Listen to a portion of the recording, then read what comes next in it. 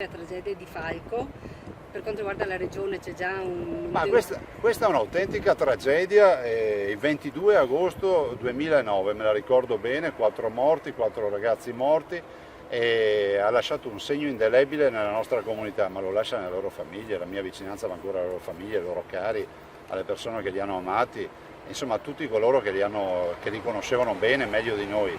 E qui si apre sempre il solito ragionamento che è quello della sicurezza, no?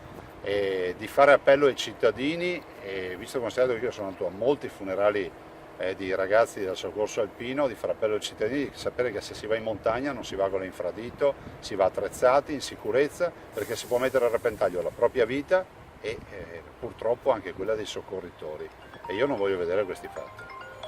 Per noi non cambia nulla rispetto all'autonomia, perché continueremo ad essere un nido di vespe rispetto ai governi. L'ho fatto con il governo di sinistra, l'ho fatto con il governo giallo-verde e lo farò anche con gli altri governi. Tutti mi chiedono: ma l'autonomia quando arriverà? L'autonomia in Veneto verrà. Si ringrazi il fatto che noi abbiamo fatto il referendum, quello che sostenevano inutile. Oggi la forza del Veneto è di aver fatto un referendum, di aver coinvolto 2.328.000 veneti.